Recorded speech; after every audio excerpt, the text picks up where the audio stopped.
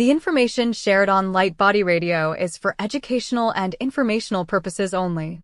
The content of this podcast is not intended to be a substitute for professional medical advice, diagnosis, or treatment. Always seek the advice of your physician, licensed healthcare provider, or qualified wellness practitioner with any questions you may have regarding a medical condition or health goal. Dr. Lara May, her guests, and affiliates do not claim to cure, prevent, or treat any condition and are not responsible for any actions taken based on the information shared in this podcast.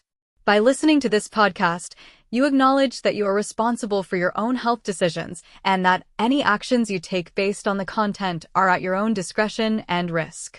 Thank you for tuning in to Light Body Radio.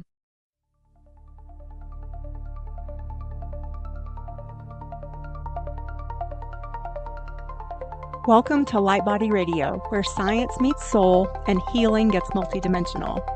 I am your host, Dr. Lara May, functional medicine pharmacist, master intuitive Reiki channel, and certified life and health coach.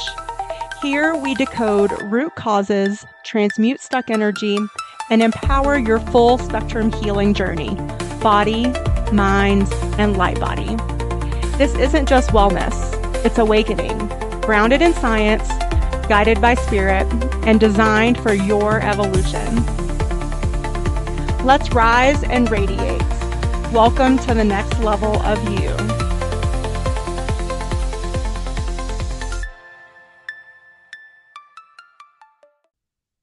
Hello and welcome to Light Body Radio. I'm your host, Dr. Lara May, and today we have with us Abby Beale. She is a homeopathy specialist. I'll clarify when I get going. Go ahead. Okay. She believes homeopathy is the coolest medicine on the planet. She became interested in homeopathy over 25 years ago when her 9-month-old son had repeated ear infections with no relief after many antibiotics. That sounds a lot like my childhood too. One trip to a homeopath and the infections were resolved. This amazingly curious event got Abby interested in learning more and studied to become a nationally certified classical homeopath. That was the word I was looking for earlier, homeopath. Yeah. Because of her love for homeopathy, Abby became the lead author of a wonderful book called Homeopath Primer, Getting Started with Homeopathy, that helps people learn how to use homeopathy at home for acute ailments. And we'll talk about that website at the end, but it's homeopathyprimer.com. So welcome so much, Abby. Such a pleasure to be here, Dr. Lara. Thank you so much for having me. Sure. So your bio talks a little bit about your story and how you got started, but tell us more. I'm really curious. I think so many people, I grew up in the southeastern part of the country in East Tennessee, but there's lots of places in our country where it's beautiful, things bloom a lot, but with that comes allergies. And or it's humid all the time, and so you might have mold issues. And I think this drives a lot of inflammation and chronic sinus infections and those types of things that Western medicine just isn't good at addressing. And the solution from them are those chronic antibiotics. So let's talk about that piece of your story first, I think. So I think with my son, in hindsight, and I'm not sure where you believe on this, but I think it has more to do with vaccinations. I've just seen this in my practice that kids that have been vaccinated tend to have more ear infections and more upper respiratory infections than those that haven't. I didn't know it back then, though. I had no idea. So, I have a 9-month-old first-time mom. He got sick for the first time. I'm like, okay, why does he have an ear infection? I don't know, but we need to do something.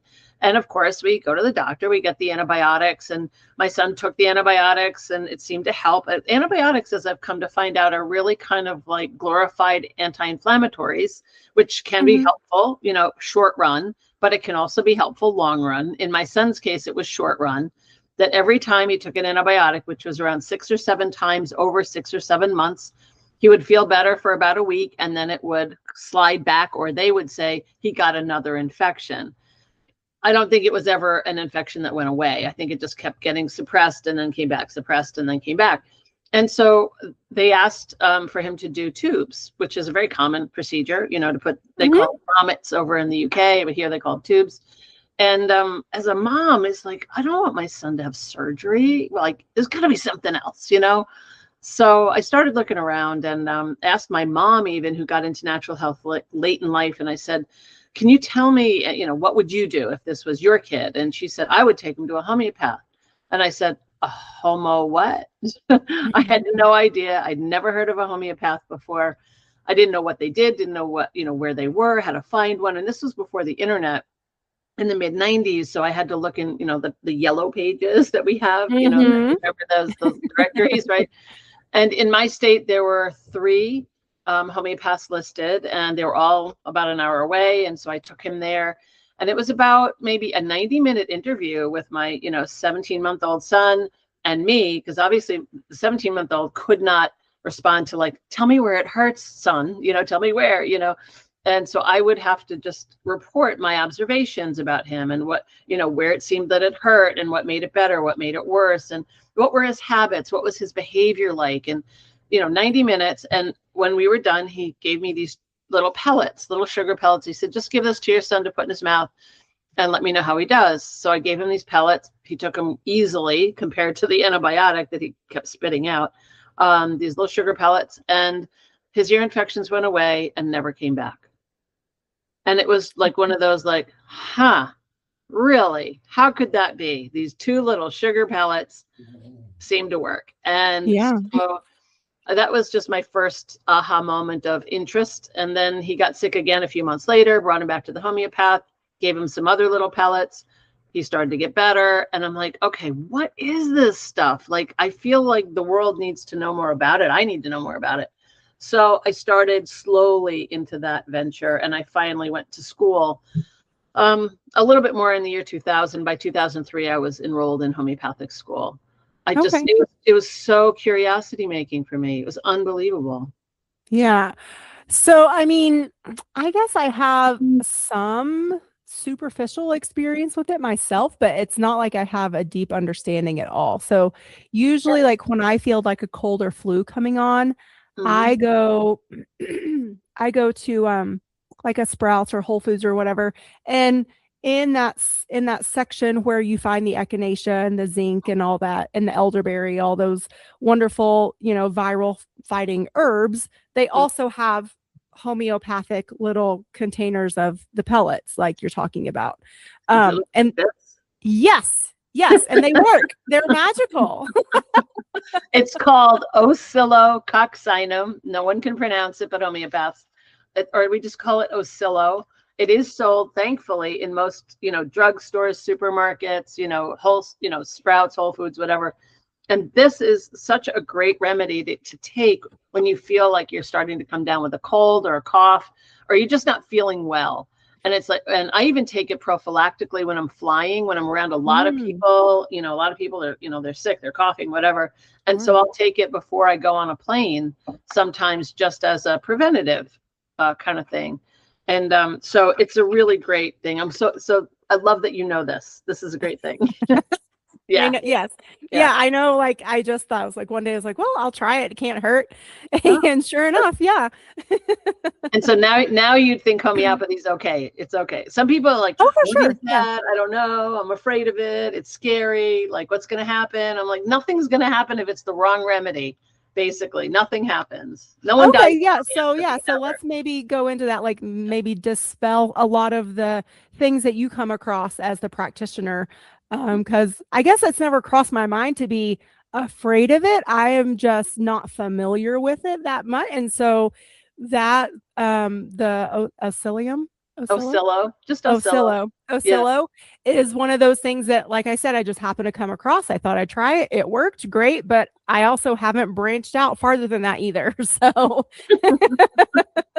So I can tell you there's a lot to branch out on for home treatment, to treat oneself, your family at home for acute situations. So acute means not adorable, but acute means like things that come on suddenly, like, you know, you get stung by a bee, or you fall down and you bruise your knee, or you had a car accident, or you have a stomach bug, or you have, I don't know, a shoulder that's really painful or something like that. So I'm going to show this to you. I don't know if people can see it, but this is a homeopathic kit.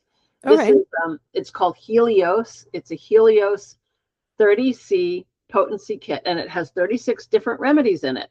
Oh, wow. Oscillo is not in here because Oscillo is a different kind of remedy, but Okay. nonetheless, all of these are used for all different kinds of things. And so when you travel, I'm going to tell you, this is like the coolest thing to have in your bag, because you never know what's going to happen, and typically things happen when you travel. Sure. You know, yeah.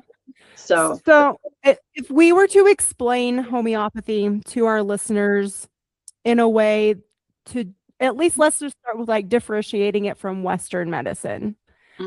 Let's start there. So what, I mean, obviously like it is different, but what is homeopathy composed of that Western medicine doesn't have? So it's more that they're just very different. So conventional medicine has they have chemicals in it. They have material substances. So even like, and these are actually good when you talk about those herbs like echinacea and garlic and vitamin C and all that. Those are naturopathic, which are great, but there is a physical substance in it that has to be digested into the stomach and into the liver. All of that goes into the digestion and into the body. Okay. Homeopathic remedies are made energetically, okay, from natural substances like plants and minerals and animals. For example, arnica, which is, I call it the gateway drug into homeopathy. Arnica, a lot of people have you ever done it? Have you ever? Yes, I love done it. No, I love arnica, especially like for muscle soreness and for acute sprains and stuff like that. But anyway, keep going. Perfect. Yes, exactly. Yeah. So arnica is made from a flower. It's a beautiful yellow flower, Arnica montana, and it's usually the company Boiron, Boiron, that is most well known for the Oscillo brand and also for Arnica montana. They have it in France, and what they do is they take it and they basically put it in a mortar and pestle, and they grind it down. They add a little bit of liquid to it to liquefy it, and then they serially dilute it and succuss it. So what that means is, so here we have a 30C kit that has a remedy in here called arnica. So let's pretend that in front of us we have 30 cups of water or 30 jars of water that are filled 99% full, mostly with water, maybe a little preservative, maybe like grain alcohol or something just as a preservative. So once you get that mixture of the arnica flower, then they put 1 drop of that mixture into the first jar or bottle that dilutes it, and then they succuss it, which means shake it hard. So they basically take the bottle and pound it. They used to do it on a Bible a long time ago, but on the palm of your hand, and imagine how it activates the water of the substance. So that becomes a 1 centesimal when it's hit 10 times. Then you take 1 drop of that water. You don't go back to the original. You go 1 drop of that water into the next bottle. It's now more diluted. You succuss it again 10 more times. That's a 2C. 1 drop of that into the next bottle. That gets diluted, gets pounded 10 more times. That's a 3C. And go on down the line till you get to 30C. There's nothing left of the material substance, but it's the energy of the arnica flower that has been engaged each time that it has gone into each of those bottles. And so it's been 30 times. And then they take a dropper and they drop it onto these lovely little sugar pellets, which is the delivery method. Okay. So every remedy that I have in my office, I probably have thousands of remedies. They pretty much look alike. They may be smaller or a little bigger, and they all taste the same because it's so highly diluted. It's a substance that got put on it. And so all of these look the same, but they have different energy imprints. Does that make sense?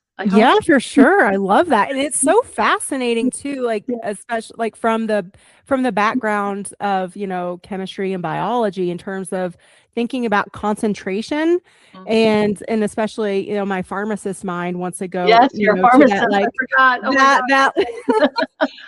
Like we have a mantra in pharmacy is start low, go slow.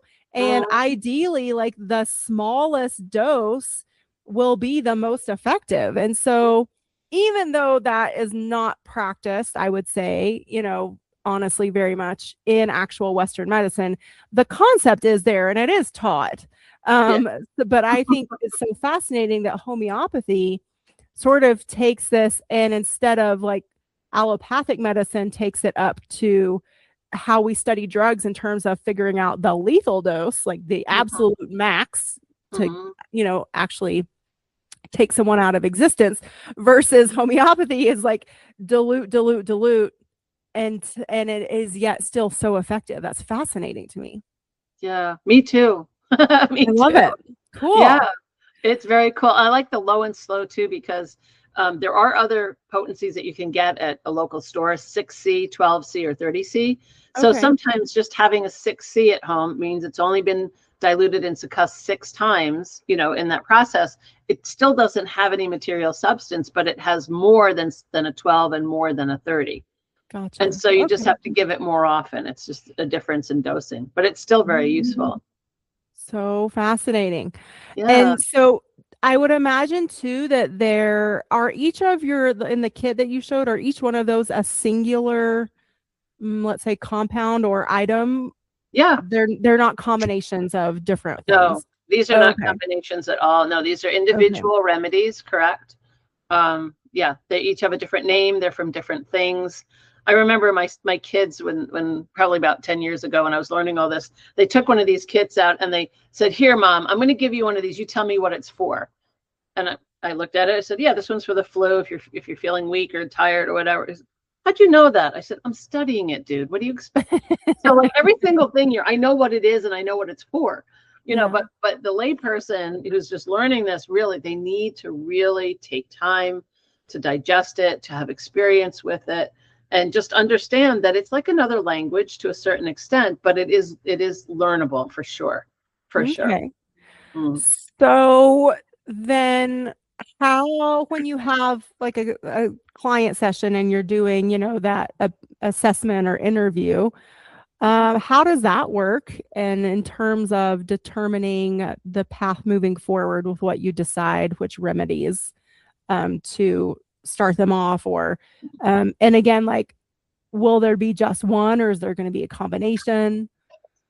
So you're talking about chronic prescribing. So when someone comes to me, typically, or even acute. Or even an acute. So let's say I have a client that's coming to me because they have a flu. Let's say that's happening these days, right? Yes. So they have a flu. I go through mentally, or the people who buy our book, the Homeopathy Primer book, it's called CLAMS. It's a process of going through these, this acronym. C is cause. What could have caused this flu? Is it overwork? Was it exposure? Getting chilled? Your daycare, your kid was in daycare, you got it from your kid, whatever. What was the cause of the illness?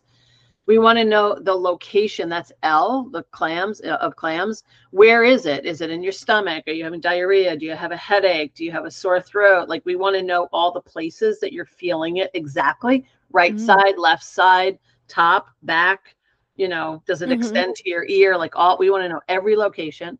Then we want to know, what are your additional symptoms? That's your A in clams.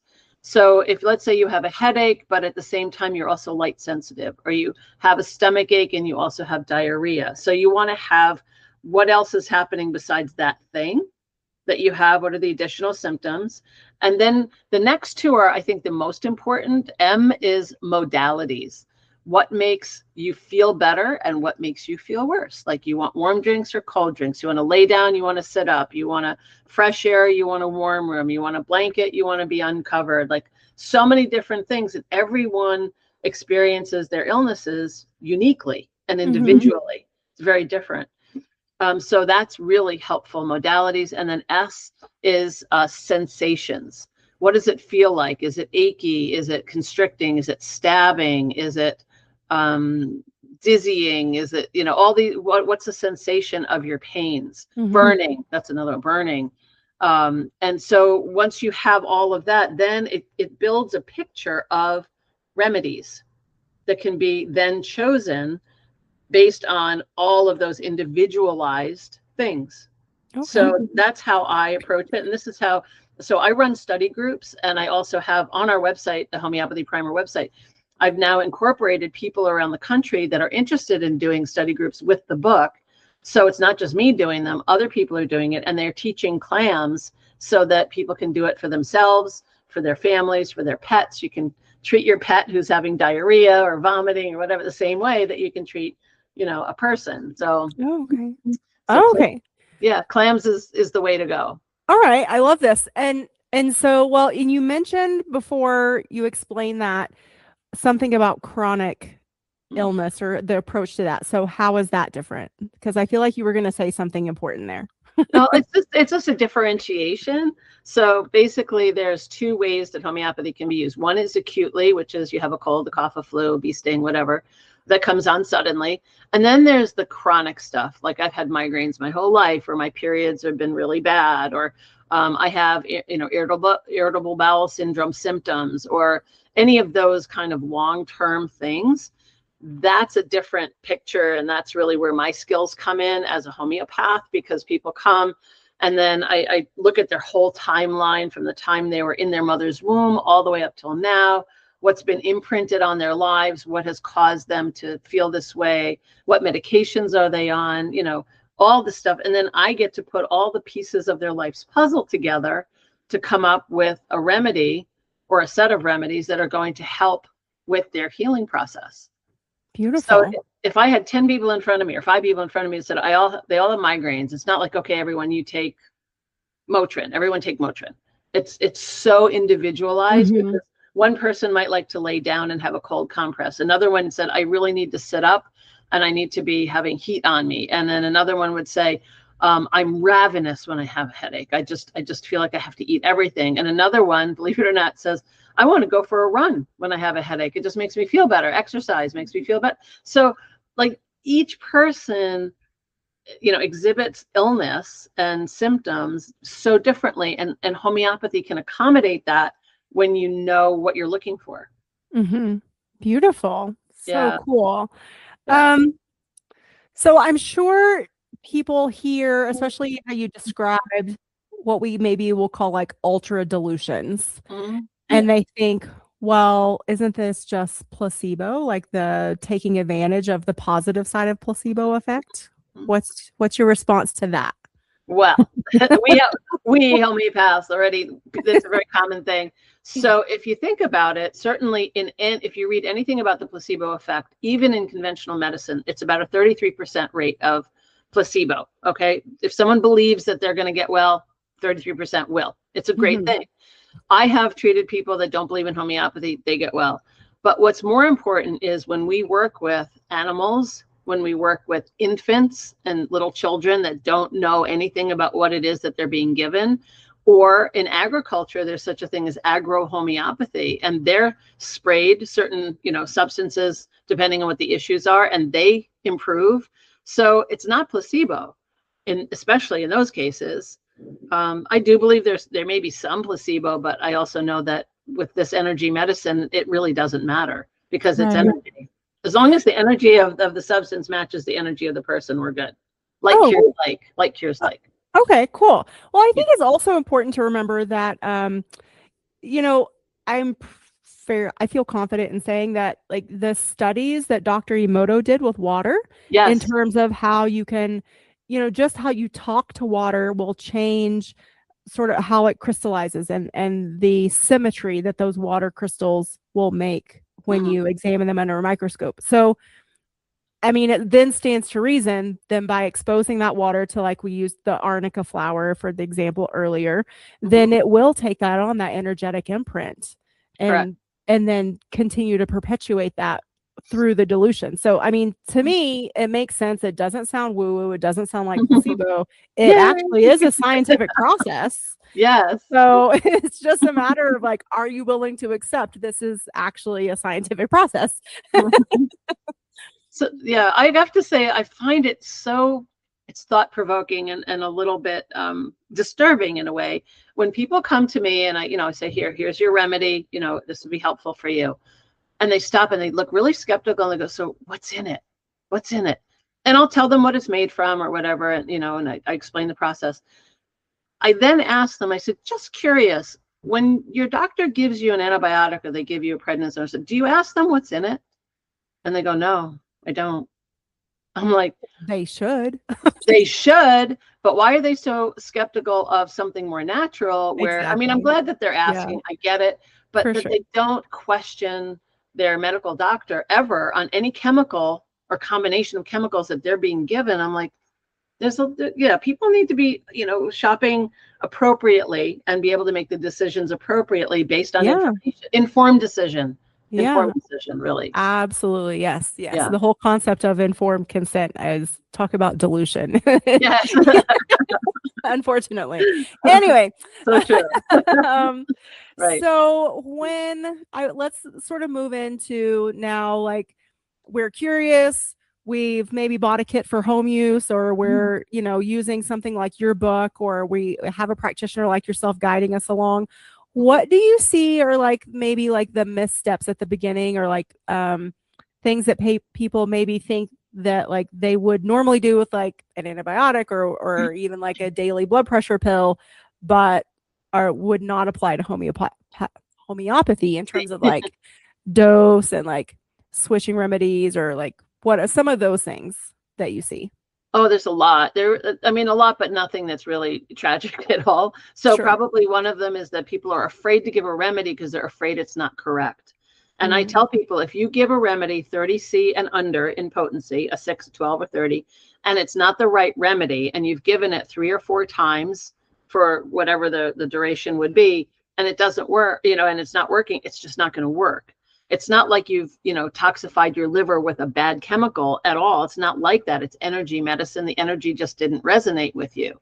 But then if you relook at the case and you go, okay, well, my next best remedy is this one. And then you give that remedy, and then the person starts to feel better. Then you know that you've done it. So it's understanding and trusting that it's okay to not give the right remedy all the time. You're going to try, because, so there's fine lines sometimes with some of them, and it's a learning process. I think another pitfall is that people think, you take 2 pills a day, no matter what. And it's like, there's dosing specifics with homeopathy. So for example, if you have, all right, I'll give 2 examples. One is you have food poisoning. Food poisoning is not good. It comes out, 2 exits, no waiting. You're like, Right. it's really bad, and you're getting Yeah. dehydrated. So you have to know that, whatever remedy you choose, you have to give like every 10 to 15 minutes, maximum 3 or 4 times. And if you're not seeing any result, you've got to switch remedy. It's like that urgent that you give it that regularly.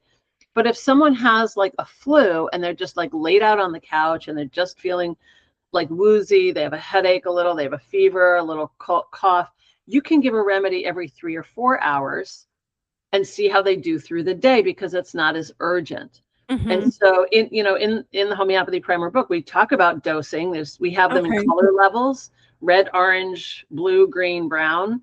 And most of the time, red is like on the way to the hospital. You take the remedy kit with you, but go to the hospital. And then there's the orange, which is like the vomiting and diarrhea. And then there's the blue, which is like a flu, a cough, a cold. And once you understand that, that's key right there. And then to stop when the improvement is there.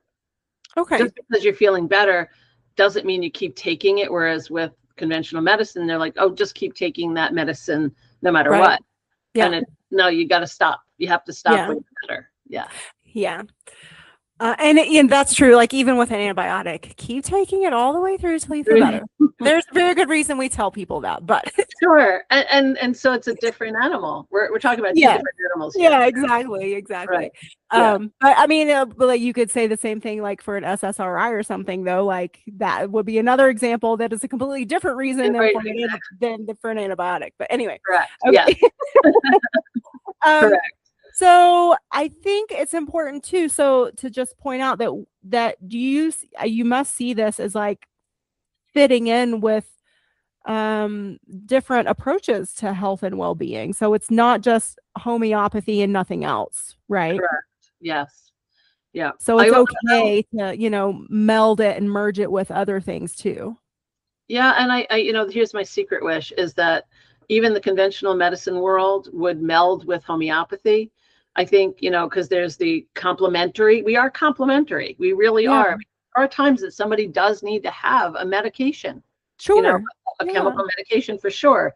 But they don't look at us in that way, but we look at them that way. Okay. I think that's important to point out for people. Yeah, for sure. Yeah, we're not anti, conventional medicine, but we do believe that the less that you have, the more healthy you could be, if you can be that way. So yeah. Yeah. So we talked a little bit about some chronic conditions, but maybe let's talk about things like chronic fatigue or like RA, some of those more like serious chronic conditions that are very impactful on people's lives in terms of just how they're able to function. How can and again, I understand that this is very personalized, so it would be very much dependent upon how they present in front of you and what their main complaints are. But how would you approach something like that, if you don't mind my asking? Or tell me if I ask something that's too specific. No, I mean, I can, I'll do my best. Sure. So if somebody comes with those kinds of conditions or, autoimmune issues, anything like that, I do the timeline, because a lot of times there's a cause. There's something that flipped the switch with somebody. I said, so when did you get on that SSRI, or when did you start that anti-anxiety med, or when did you take the famotidine, or, for your stomach, or like what was going on in your life at that time? And if I can come up with a mental emotional reason that their body is exhibiting this type of symptom, then I have a better chance of finding a remedy. Okay, if that makes sense. Yeah, for sure. Yeah, that we do see that. Like, and again, I use migraines just because it's a pretty common one. But I had a woman come to me. She was 36 years old. Migraines, like at least two a month. And she's had them since she was 12. So the question I always want to ask, and I get to it in the interview, is, so tell me what was happening in your life when you were 12, if you remember. And she said to me, I don't know. I was in school, blah, blah. And she, my grandmother died. And I said to her, what was your relationship with your grandmother? She was my world. She was like my best friend. And I miss her. I even miss her now, and you can even see a little tear perhaps coming from the client's face. And so immediately I'm looking for grief remedies for her. Grief remedies that match her head symptoms. Oh, interesting. Okay. So there's emotional remedies as well. Oh, okay, cool. Let's talk more about that, because I'm, of course, just thinking, like the migraine, the sinus infection, like, whatever, all those, like, I guess, Western medicine diagnoses are floating through my head. So, right. And we don't need a diagnosis. That's the good thing with homeopathy. We don't need a diagnosis. We just need the symptoms. Beautiful. Yeah. Well, and that's kind of similar to functional medicine too. When I mentor other pharmacists, and they're often worried about, well, I'm not allowed to quote unquote practice medicine. And I tell them, like, well, you're not practicing medicine according to the way the law defines it. People are already coming to us as functional medicine practitioners with diagnoses from their allopathic physician. Right. We're here to uncover that root cause. And I would say homeopathy sounds very similar to that. Like, we don't care what your diagnosis is. We want to know about, again, what you said, symptoms. And then, of course, functional medicine goes down a different path. But sorry, keep going. I interrupted you. I love this. I love that you and I are in sync in this. You like, I'm loving this. This is great. So another thing that I look for are the things in their timeline that have been imprinted on them. So not all homeopaths do this method that I have come to learn over the past 4 years. It's called human chemistry. And so I use homeopathy in the way that I was taught, and I look for what we call the constitutional remedy, that one remedy for the person for all of their symptoms and all their mental, emotional stuff. And at the same time, I work on trying to de-imprint, using homeopathic remedies, things that could have been imprinted on their system. For example, women especially a lot of them have taken birth control pills, and for rightful reasons, but ultimately it has kind of messed up their endocrine systems. Oh, for sure. Yeah. And so by de-imprinting birth control pills using homeopathic medicine, it helps to right the endocrine system. Oh, cool. So I love that. Yeah. It's a different way. It's a different approach. Not all homeopaths do this, but I'm finding it really, really cool and very useful. Yeah. Birth control is one of those conundrums where I am so grateful for it. And I'm so happy that it's out there and available. And so many, so many women can have that autonomy of choice in their life. But yeah, it wreaks havoc on our endocrine systems for sure. And we start it so young these days, so young, and we are on it for so long. So long. Right. So yeah, it's like I said, it's a conundrum. So I love that there is this approach that so you don't have to necessarily release the birth control if you don't want to as a woman, but you can still help rebalance your system. Yeah. So a person would to really do the rebalancing, it would be after they're not on birth control anymore, because that you're trying to de-imprint something that's currently being imprinted. Oh, okay. Yeah. So ideally you would release it. You would release it. You'd want for birth control. But like there's very commonly is, people have had a lot of antibiotics in their life, which is also an effect on their microbiome. And their microbiome obviously is the seat of health. And so if we can help with that piece, then we do, using a remedy called polyantibiotics.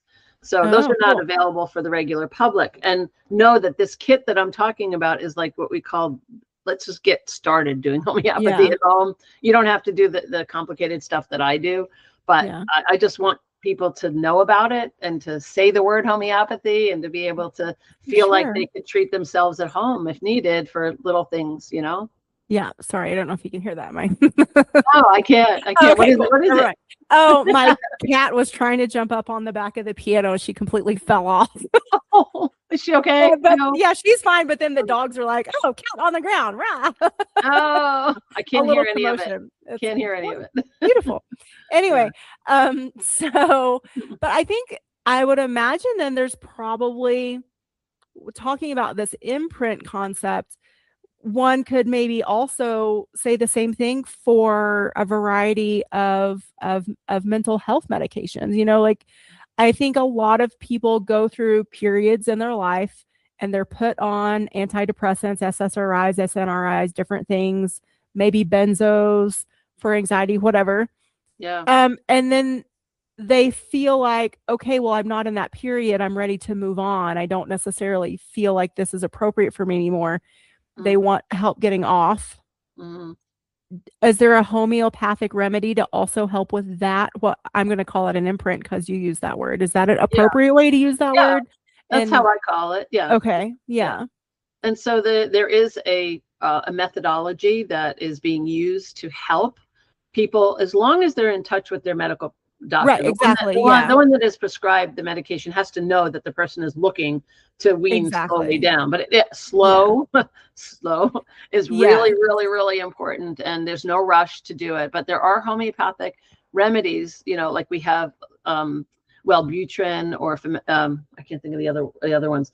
The SSRIs that we have them in homeopathic form, so we can give them in a dropper form. So this way they take their medicine, it's being slowly weaned down, but they get the homeopathic version every day, which helps and aids the body as it slowly weans down. And so depending on how long they've been on it is how long they're going to wean down.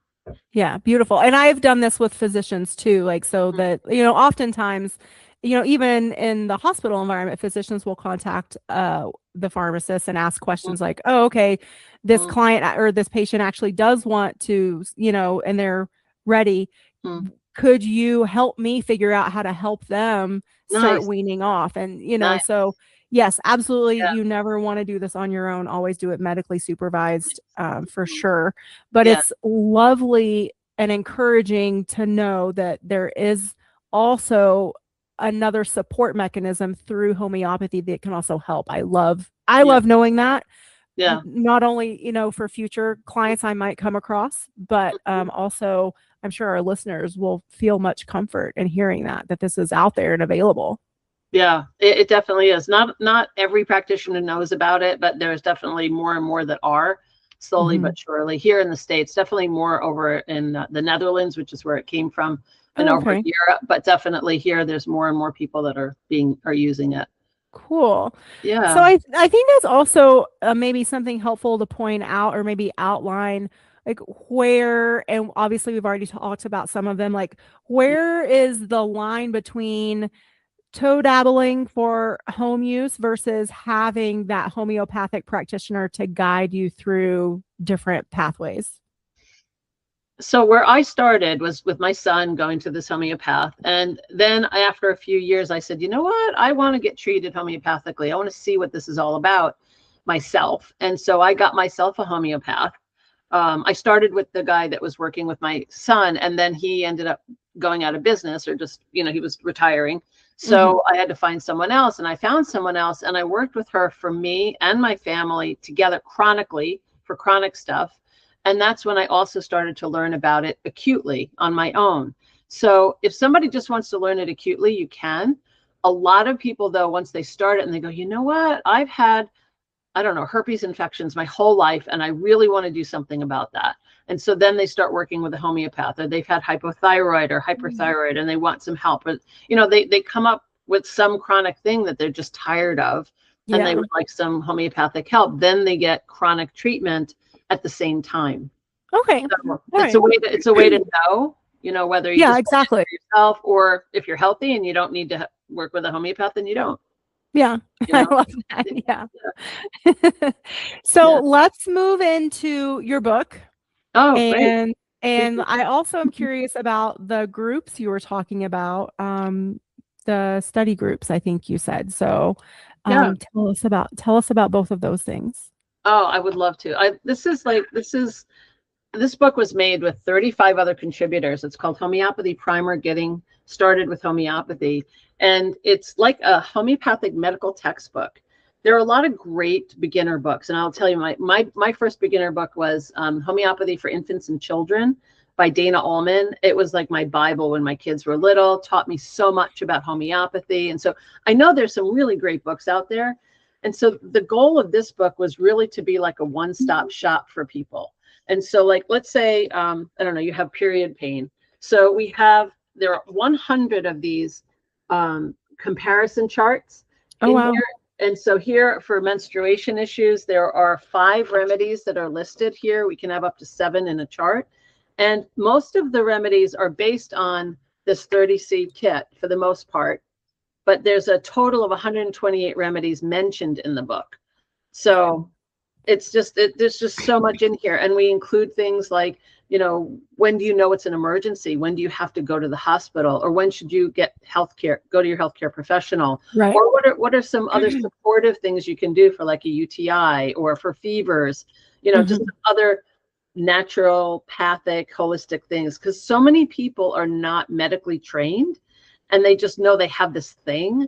And so what we tried to do is to try to walk people through symptoms and to understand when it's serious, when you need a doctor, when you can just do stuff at home, and the remedies that you could choose.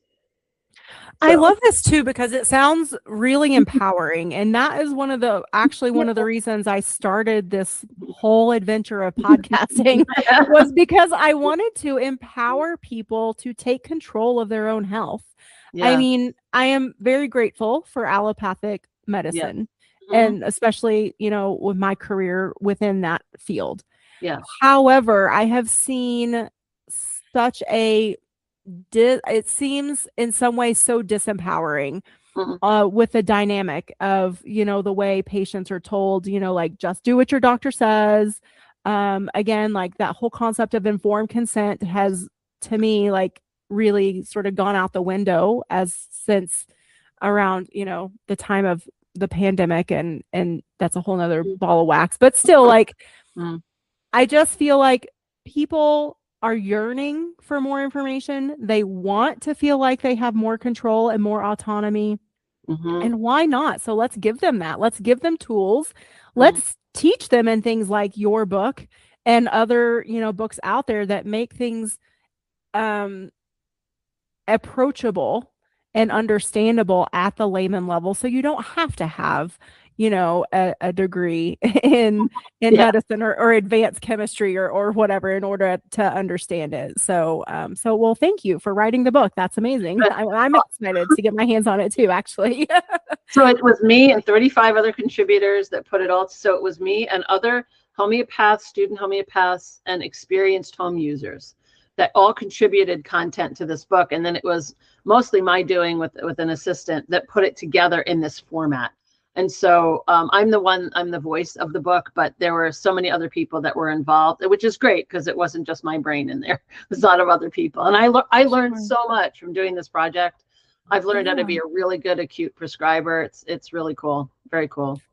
Cool. And so then you talked about these small groups that you're doing within that context. So what is that? What does that look like? So I currently am running 3 study groups. I have one that's a beginner group. We've met twice and we're just starting about, what's homeopathy or how to do clams, that kind of thing. And then I have another group that's in their second year. We've already done the first year and we're continuing and learning different sections of the book and learning more remedies. And then I have another group that's like a 6-year group. It's amazing. And it's the advanced group and they're fantastic. And we work with a software program and we, it's different high level stuff. Mm-hmm. So, but on the website, homeopathyprimer.com, we have now under resources, study groups, and any of the people who are interested or are doing study groups online or in person, I've listed them on the website. I just want them to be there so people can contact them if they want to learn from them, they want to check out who they are, if they want to join a group. So I hope people will go to the website and look for study groups. A study group to join. Some of them are only 3 months long, mine are a full year long. Everybody does it differently. And so, sometimes it helps to be in a group for sure. Right. Yeah, for sure. I mean, community discussions, again, like feeling like you're not alone and navigating this all out there by yourself. So. Yes, exactly. Yeah, it's nice. And then the stories that we tell, what I have people do in the beginning of every class is I say, so what are your questions and what are your stories? Meaning, did you use a remedy this month? Please tell us why. What was the reason you gave it? What remedy did you give? Did it work? Did it not work? So everybody learns from stories. It's not just here are remedies, let's try them. It's more like, here's the story that goes with it. So cool. Yeah. So cool. Yeah. And I would say actually, allopathic and Western medicine does that too. They just call them case studies. Case studies. Yes, right. Case studies. And I always say that because I also feel like we need to build these bridges. Like you said, like from your perspective, homeopathy accepts them, but it might not be the same in reverse. So I think it's important to, like, if we can build these bridges between these modalities, then we can really start helping people on so many different levels and really, have true health and wellness. Yeah. And not just a, like an abstract concept of, well, what does that even mean? Like actually have it and be living it. Isn't that the dream? Yeah. I love it. That's great. Yeah. I'm with you 100%. So we're coming to the end of our time here. Is there anything that we haven't talked about or any concepts that you want to bring forward before we wrap up? So if there are people who are listening that want to just dip their toe, if they do go to homeopathyprimer.com, there is a pop-up that says join our community. If you give us your email, you join the community, we send you the clams document, which is basically chapter 2 of the book for free. We also send you a $20 off coupon for the book. So if you just are like, I want to dip my toe in this, I just want to see the clams, I want to just get the emails from them, please do that, because we love to just get people into the community and say, here, this is what's going on. Here, we're doing a free webinar called Tea with a Homeopath. Why don't you join us? Like that kind of stuff. So beautiful. I'm hoping that people will do that. Okay. Yeah, absolutely. Yeah. All right. And then are there any like social media platforms that you want to drive people to, or is it? So I have a wonderful guy. I'm not great on social media, but I do have a wonderful guy that is helping me do it. So we are on Instagram, Facebook, Pinterest, and TikTok. Oh, so yes. Please, Homeopathy Primer is the channel. Homeopathy Primer. Beautiful. Yep. Awesome. Well, thank you so much for your time and all the work that you're putting out into the world. I am super appreciative, and it sounds like you're helping a lot of people, and the sky's the limit on how many more. I think the impact possibilities are very widespread. So and thank you for your work, and thank you for letting me share mine on your platform. I appreciate it. For sure. Yes. All right, everyone. We'll head on over to homeopathyprimer.com. check it out, check the book out. If you're interested, sign up for one of the teaching groups, or even just like to dip your toe in maybe. And then if you're driving, then, and you don't worry, these links will live on my show notes page, which is drlaramay.com/podcasts, and just look for Abby's name and or homeopathy. I'm sure that you can type in what you're looking for and the episodes pop right up for you for show notes. So anyway, well, thank you everyone, and we will catch you on the next episode. Thank you for joining me on Light Body Radio, where functional medicine meets intuitive healing and transformation happens on every level. If this episode resonated with you, please like, share, and if you're ready to go deeper, visit drlaramay.com to book a functional medicine consultation or an intuitive healing session. Whether you need to rebalance your body, clear your energetic blocks, or reconnect with your soul's purpose, I've got you. You can also follow me on Instagram or TikTok at Dr. Lara May for daily inspiration, energy updates, and healing tools. Remember, your healing is multidimensional, and so are you. Until next time, honor your body, trust your intuition, and activate your light.